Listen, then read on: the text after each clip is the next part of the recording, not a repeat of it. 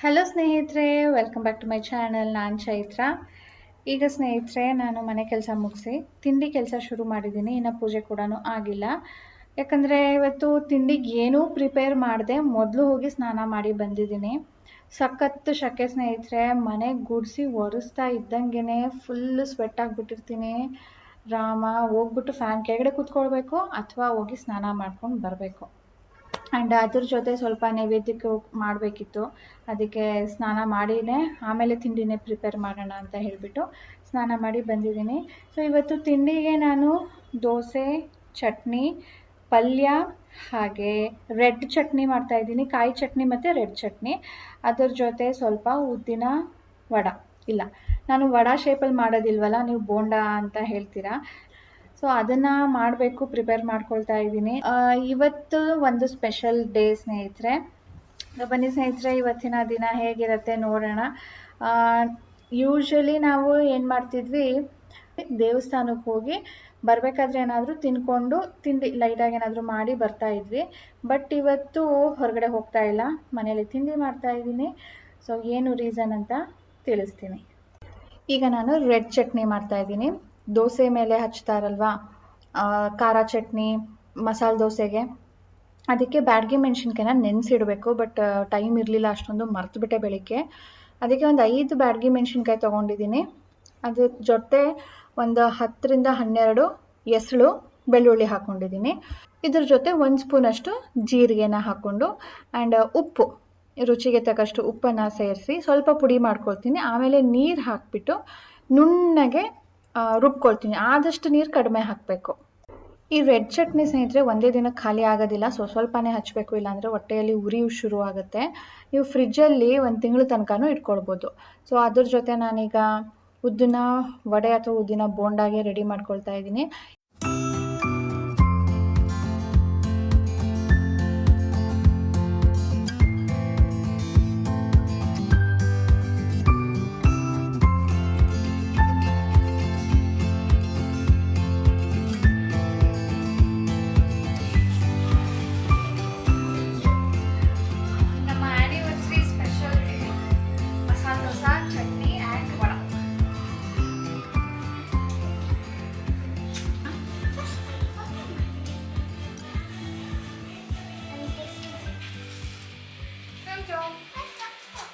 ತಿಂಡಿದು ನಾನು actually ready ಮಾಡಿ ಇಟ್ಬಿಟ್ಟು ದೇವಸ್ಥಾನಕ್ಕೆ ಹೋಗೋಣ ಅಂತ ಅಂದ್ಕೊಂಡಿದ್ದು. ಹೋಗೋ ಮುಂಚೆ ದೀಪ ಹಚ್ಚಿ ಹೋಗೋಣ ಅಂತ. ಆಮೇಲೆ ಅನ್ನಿಸ್ತು ಇವತ್ತು ಸ್ಪೆಷಲ್ ಡೇ, ಯಾಕೆ ಬರೀ ದೀಪ ಹಚ್ಚೋದು, ಎಲ್ಲನೂ ಕ್ಲೀನ್ ಮಾಡಿಬಿಟ್ಟು ಪೂಜೆ ಮಾಡೋಣ ಅಂತ ಹೇಳ್ಬಿಟ್ಟು ಎಲ್ಲ ತೆಗೆದು ದೇವ್ರ ಪಾತ್ರೆ ಎಲ್ಲ ಬೆಳಗಿ ಫೋಟೋ ಎಲ್ಲ ಒರೆಸಿ ಮಾಡೋಣ ಅಂತ ಡಿಸೈಡ್ ಮಾಡಿದೆ. ಸೊ ನನಗೆ ರಾಜೇಶ್ ಹೆಲ್ಪ್ ಮಾಡಿಕೊಡ್ತಾ ಇದ್ದಾರೆ. ಅಂದರೆ ಹಾಲಲ್ಲಿ ಏನು ಫೋಟೋಸ್ ಇದೆಯೋ ಅದೆಲ್ಲ ಕೂಡ ಅವರು ಒರೆಸಿ ಕುಂಕುಮ ಹಚ್ಚಿ ಅದಕ್ಕೆ ಹೂವು ಮುಡಿಸಿ ಕೊಡ್ತಾರೆ. ಸೊ ಇದು ಆದಮೇಲೆ ನಾವು ದೇವಸ್ಥಾನಕ್ಕೆ ಹೋಗೋಣ ಅಂತ ಇನ್ನೂ ತಿಂಡಿ ಮಾಡಿಲ್ಲ, ಸಾನುಗೆ ಮಾತ್ರನೇ ಕೊಟ್ಟಿದ್ದೀನಿ.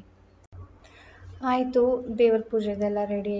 ಈಗ ದೀಪ ಹಚ್ಚೋದಕ್ಕೆ ತುಪ್ಪ ಹಾಕ್ತಾ ಇದ್ದೀನಿ. ತುಪ್ಪದ ದೀಪ ಹಚ್ಚೋಣ ಅಂಥೇಳಿ ಸ್ಪೆಷಲ್ ಡೇಸಲ್ಲಿ ನಾನು ಫೆಸ್ಟಿವಲ್ಸ್ ಆ್ಯಂಡ್ ಸ್ಪೆಷಲ್ ಡೇಸಲ್ಲಿ ತುಪ್ಪದ ದೀಪ ಹಚ್ತೀನಿ.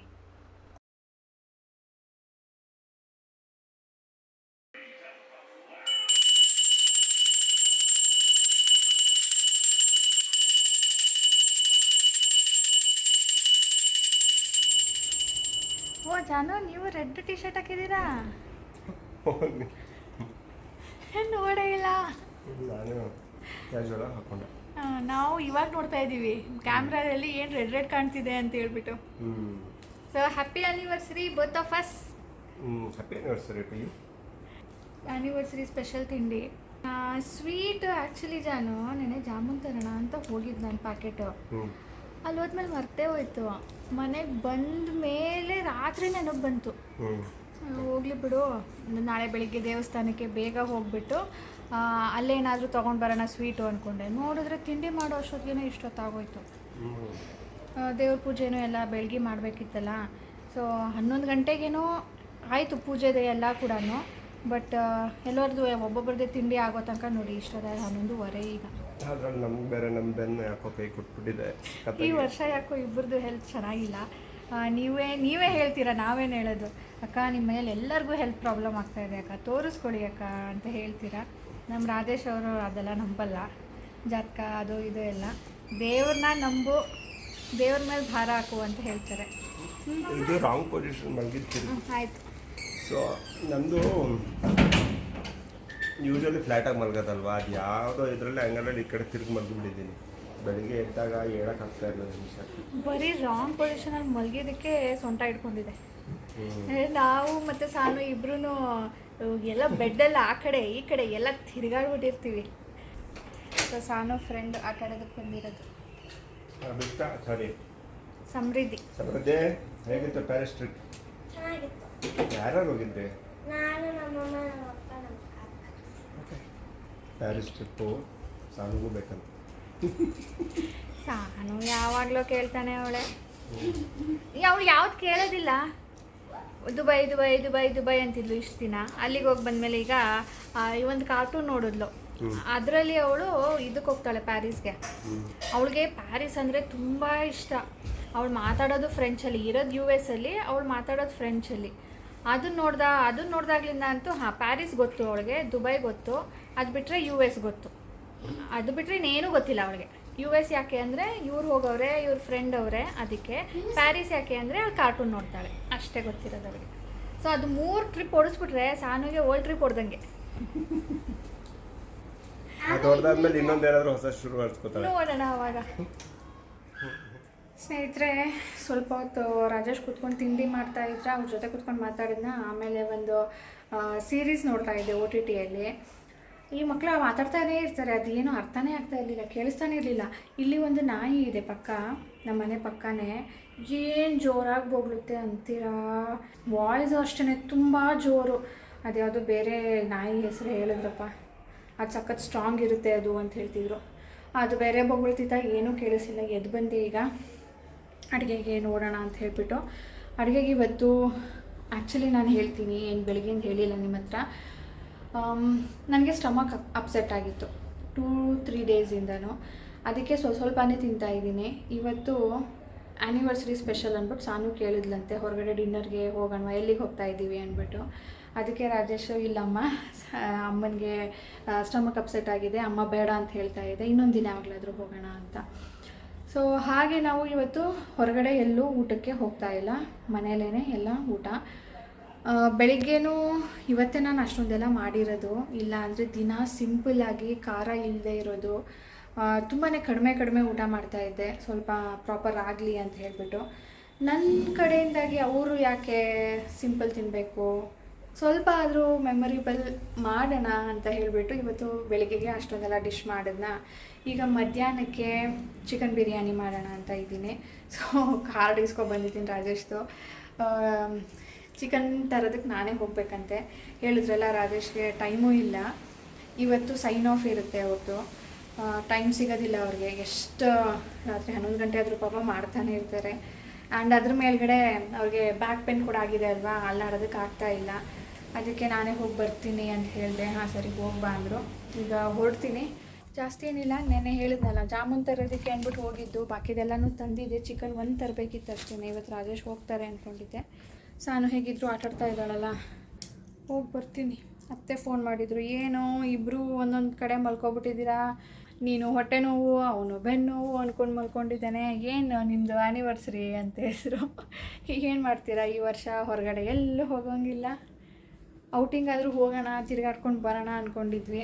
ನನಗಂತೂ ನೆನೆ ಸಖತ್ತು ಬೇಜಾರಾಗ್ಬಿಟ್ಟು ಸಖತ್ ಪ್ಲ್ಯಾನ್ ಮಾಡಿದ್ದೆ ನಾನು. ಒಂದು ರೆಸಾರ್ಟಲ್ಲಿ ಒಂದು ಹೋಲ್ ನೈಟ್ ಸ್ಟೇ ಮಾಡಬೇಕು ಅಂತ ಅಂದ್ಕೊಂಡಿದ್ದು ನಾನು.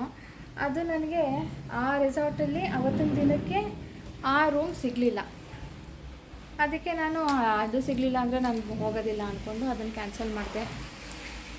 ಆಮೇಲೆ ಡೇ ಔಟಿಂಗಿಗೆ ಎಲ್ಲಾದರೂ ಹೋಗೋಣವಾ ಅಂತ ಹೇಳಿದ್ರು.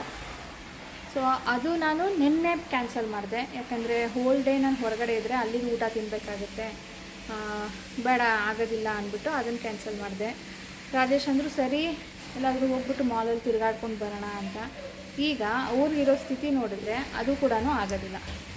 ಹೀಗೆ ನಮ್ಮ ಆ್ಯನಿವರ್ಸರಿ ಸ್ಪೆಷಲ್ಲು ಈ ವರ್ಷ ಹೀಗೆ. Done with the shopping. Stomach upset ಆಗಿದೆ, ಬಟ್ ಸ್ಟಿಲ್ ಇವತ್ತು ಬಿರಿಯಾನಿ ಮಾಡ್ತೀನಿ ಅಂದ್ಬಿಟ್ಟು.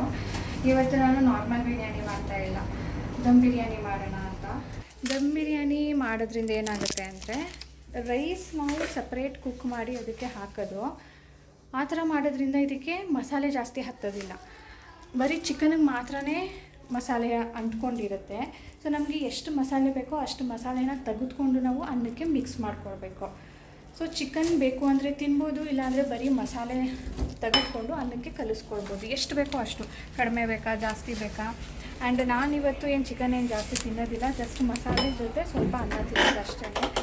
ಹಾಗಾಗಿ ಈ ಐಡಿಯಾ ಮಾಡಿದ್ದೀನಿ. ಬೇರೆ ನಾರ್ಮಲ್ ಬಿರಿಯಾನಿ ಮಾಡಿದ್ರೆ ಆ ಚಿಕನಲ್ಲಿ ಇರೋದೆಲ್ಲನೂ ಕೂಡ ಇಳಿದಿರುತ್ತೆ ಮಸಾಲೆಗೆ, ಮಸಾಲೆ ಎಲ್ಲ ಅನ್ನಕ್ಕೆ ಮಿಕ್ಸ್ ಆಗಿರುತ್ತೆ. ಸೊ ಆ ಥರ ಆಗೋದು ಬೇಡ. ನನಗೆ ಹೇಗಿದ್ರೂ ಕೂಡ ಸ್ವಲ್ಪ ರೈಸ್ ತಿನ್ನಬೇಕಷ್ಟೇ, ಅದು ಬಿಳಿ ರೈಸು ಅಥವಾ ಮೊಸರನ್ನನೂ ತಿಂತಾಯಿದ್ದೆ ನಾನು. ಅದಕ್ಕೆ ಸ್ವಲ್ಪ ಮಸಾಲೆನ ಮಿಕ್ಸ್ ಮಾಡ್ಕೊಂಡು ತಿನ್ನೋಣ ಅಂತ ಹೇಳಿಬಿಟ್ಟು ಅವ್ರಿಗೋಸ್ಕರ ಇವತ್ತು ಬಿರಿಯಾನಿ, ನನಗೋಸ್ಕರ ನಾನು ದಮ್ ಬಿರಿಯಾನಿ ಮಾಡ್ತಾಯಿದ್ದೀನಿ. ಈಗ ಬಿರಿಯಾನಿ ಮಸಾಲೆ ಹಾಕಿ ಇಡ್ತಾ ಇದ್ದೀನಿ. ಇದು ದಮ್ ಬಿರಿಯಾನಿ ಅಲ್ವಾ, ಸ್ವಲ್ಪ ಹೊತ್ತು ನೆನೆಸ್ಬೇಕು. ಬೆಳಿಗ್ಗೆನೇ ಮಾಡಿದರೆ ಚೆನ್ನಾಗಿರ್ತಾ ಇತ್ತು, ಬಟ್ ಏನು ಮಾಡ್ತೀರಾ, ಟೈಮ್ ಆಗಲಿಲ್ಲ. ಇದು ನಾನು ಡೀಟೇಲ್ ಆಗಿ ನಿಮ್ಮ ಜೊತೆ ಶೇರ್ ಮಾಡಿದ್ದೀನಿ, ಹೇಗೆ ದಮ್ ಬಿರಿಯಾನಿ ನಾನು ಮಾಡೋದು ಅಂಥೇಳಿ. ರೀಸೆಂಟಾಗಿ ನಮ್ಮ ಮನೆಗೆ ಗೆಸ್ಟ್ ಬಂದಿದ್ರು ನೋಡಿ, US ಇಂದ ರಾಜೇಶ್ ಫ್ರೆಂಡ್ ಅಂಥೇಳಿ. ಸೊ ಅವ್ರು ಬಂದಾಗ ನಾನು ಡೀಟೇಲ್ ಶೇರ್ ಮಾಡಿದ್ದೆ, ಡೀಟೇಲ್ ರೆಸಿಪಿ. ಸೊ ಇವತ್ತು ಏನು ತೋರಿಸ್ತಾ ಇಲ್ಲ. ಸೇಮ್ ನೀವು ನಾರ್ಮಲ್ ಬಿರಿಯಾನಿ ಹೇಗೆ ಮಾಡ್ತೀರೋ, ಅದಕ್ಕೆ ಏನೆಲ್ಲ ಮಸಾಲೆ ಹಾಕ್ತಿರೋ ಅದನ್ನು ಇದಕ್ಕೆ ಹಾಕಿ ನೆನೆಸಿಡ್ಬೇಕಷ್ಟೇ. ಎಲ್ಲನೂ ಹಾಕಬೇಕು, ಏನೂ ಮಿಸ್ ಮಾಡೋ ಹಾಗಿಲ್ಲ. ಅದು ಕುಕ್ ಮಾಡಿಬಿಟ್ಟು ಆಮೇಲೆ ಅನ್ನ, ಆಮೇಲೆ ಅಕ್ಕಿ ಸೇರಿಸೋದು. ಇದು ನೆನೆಸಿಟ್ಬಿಟ್ಟು ಕುಕ್ ಮಾಡಿ ಆಮೇಲೆ ಇದಕ್ಕೆ ಅನ್ನ ಸೇರಿಸ್ಬೇಕು, ಅಕ್ಕಿ ಸೇರಿಸೋ ಹಾಗಿಲ್ಲ. ಒಂದು ಕಡೆ ಬಿರಿಯಾನಿ ಇಟ್ಟಿದ್ದೀನಿ, ಇನ್ನೊಂದು ಕಡೆ ಒಂದು ಬಾಣಲಿ ಇಟ್ಕೊಂಡಿದ್ದೀನಿ. ಈರುಳ್ಳಿನ ಸ್ವಲ್ಪ ಗೋಲ್ಡನ್ ಫ್ರೈ ಮಾಡ್ಕೊಳ್ಬೇಕು.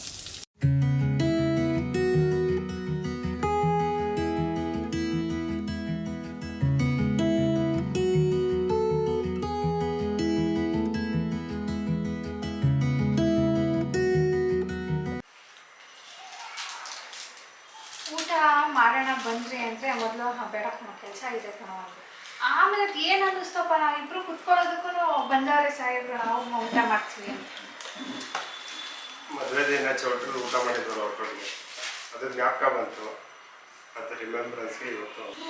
ಯಪ್ಪ ಏನು ಶಕೆ ಗೊತ್ತಾ, ಅಲ್ಲಿ ಫ್ಯಾನು ಅಲ್ಲಿ ರೂಮಲ್ಲಿ ಹಾಕ್ಬಿಟ್ಟು ನಾನು ಇಲ್ಲಿ ಕುತ್ಕೊಳ್ತೀನಿ. ಅಲ್ಲಿ ಇಲ್ಲಿ ಹಾಲಲ್ಲಿ ಇಲ್ಲಿ ಕಿಟಕಿ ಬಾಗಿಲು ಎಲ್ಲ ತೆಗೆದ್ಬಿಟ್ಟು ಕುತ್ಕೊಳ್ಳೋದು ನಾನು ಇಲ್ಲಿ. ಅಮ್ಮ ದೇವ ದಾಡ ಮುತ್ಕೊಂಡ್ಬಿಟ್ಟಿದೆ ಕಣೋ.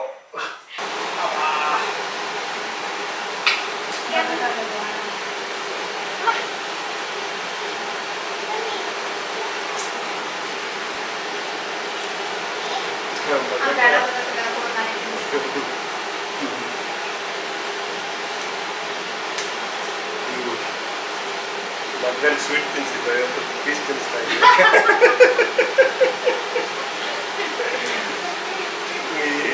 ಹಿಂಗೆ ಅನ್ಕೊಂಡು ಸ್ವೀಟ್ ತಿನ್ಸಿದ್ದ, ಇವತ್ತು ಪೀಸ್ ತಿನ್ನಿಸ್ತಾ ಇದ್ದೀವಿ.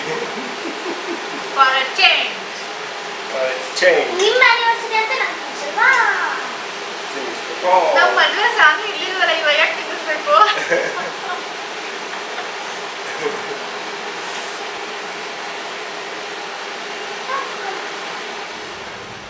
ಈಗ ಸ್ನೇಹಿತರೆ ಸ್ವಲ್ಪ ಎಡಿಟ್ ಮಾಡೋಣ ಅಂತ ಬಂದು ಕೂತ್ಕೊಂಡಿದ್ದೀನಿ. ಸಖತ್ ಶಕೆ ತಡ್ಕೊಳಕ್ಕೆ ಆಗ್ತಾಯಿಲ್ಲ, ಅದು ಆನೇ ಬಿಟ್ಟಿದ್ದೀನಿ. ಸ್ವಲ್ಪ ಶಬ್ದ ಅನ್ನಿಸ್ಬೋದು ನಿಮಗೆ. ಒಂದು ಹೇಳೋದನ್ನ ಅವಾಗಲಿಂದ ಮರ್ತೋಗ್ತಾನೆ ಇದ್ದೀನಿ, ಅದಕ್ಕೆ ಈಗ ಅರ್ಜೆಂಟಾಗಿ ವೀಡಿಯೋನ ಸ್ಟಾರ್ಟ್ ಮಾಡಿದ್ದು. ಏನಂದರೆ ಇವತ್ತು ವೀಡಿಯೋ ಹಾಕಿದ್ನಲ್ಲ, ಅದರಲ್ಲಿ ಸುಮಾರು ಜನ ನನಗೆ ಆ್ಯನಿವರ್ಸರಿದು ವಿಶ್ ಮಾಡ್ತಾಯಿದ್ರಿ. ಐ ವಾಸ್ ಸರ್ಪ್ರೈಸ್ಡ್, ಶಾಕ್ಡ್ ಅಂತಲೇ ಹೇಳ್ಬೋದು.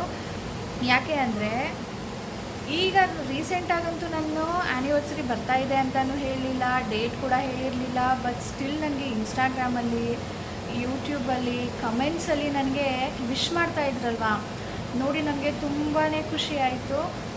ಅಷ್ಟೊಂದು ಇಷ್ಟಪಟ್ಟು ನನ್ನ ಆ್ಯನಿವರ್ಸರಿನ ಕೂಡ ನೆನಪಿಟ್ಕೊಂಡು ನನಗೆ ವಿಶ್ ಮಾಡಿದ್ರಲ್ಲ ಅಂದ್ಬಿಟ್ಟು ಥ್ಯಾಂಕ್ ಯು ಸ್ನೇಹಿತರೆ. ಆ ಥ್ಯಾಂಕ್ಸ್ ಹೇಳೋದಕ್ಕೆ ಅಂದ್ಬಿಟ್ಟು ನಾನು ಮತ್ತೆ ಮರ್ತೋಗ್ತೀನಿ ಅಂತ ಹೇಳ್ಬಿಟ್ಟು ಇವಾಗ ಸ್ಟಾರ್ಟ್ ಮಾಡಿದ್ದು ವಿಡಿಯೋನ. So thank you so much for all your wishes and blessings. ಸಾನು ಏನಕ್ಕೆ ಬಂದಿದ್ದೀವಿ ಇಲ್ಲಿ? ಯಾಕೆ? ಅದಕ್ಕೆ ಸಾನು ಕಡೆಯಿಂದ ನಮಗೆ ಗಿಫ್ಟ್ ಕೇಕ್ ಕಟ್ಟಿಂಗ್ ಮಾಡಿಸ್ತಾ ಇದ್ದಾಳೆ. ನಡಿ.